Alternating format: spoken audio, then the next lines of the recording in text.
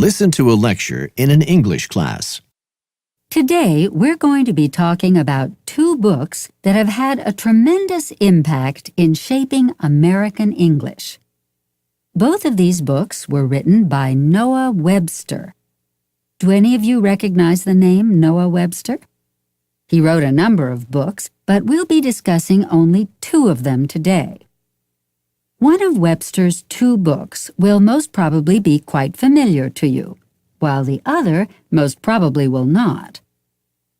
While teaching in New York in 1782, Webster wrote an elementary spelling book, which was published in later editions under the title The American Spelling Book.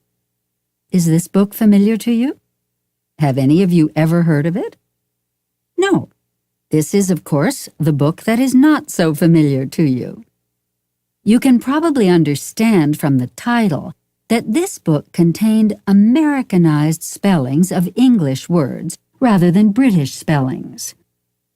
Even in the 18th century, the orthographies of words in these two versions of English were already beginning to show marked differences.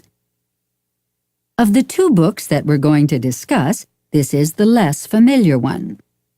Although this little speller isn't familiar to most people today, it was hugely successful in its time. By the time of Webster's death in 1843, more than 15 million copies of the book had been printed. And by the beginning of the 20th century, the number had risen to more than 60 million. Through the different editions of the speller, various orthographic reforms were introduced, and the speller had much to do with the standardization of spelling throughout the young United States. The second of Noah Webster's important works should be more than a little familiar to you. This second of his works that we're discussing today is a dictionary, an English dictionary of the American language. Oh, excuse me, did I really say that? I have it backward. It's not an English dictionary of the American language, it's an American dictionary of the English language. Now that I've got it straight, an American dictionary of the English language was completed in 1825. This huge dictionary was an ambitious scholarly achievement. In this work, Webster wanted to show the actual state of the American English language. He added numerous words to the dictionary that had come into the English language in America and were not part of British English at the time. Let me give you a few examples.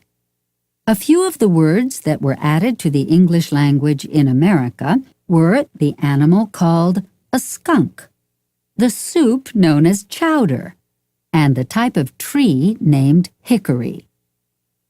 Webster included the American meanings of words whose meanings differed on opposite sides of the Atlantic, and he spelled words as they were commonly spelled in the United States rather than in England. Webster's purpose in describing the English language as it was used in the United States in these two books was twofold. He wanted, first, to help Americans realize that they did not need to look to England for a standard of correctness in their own language.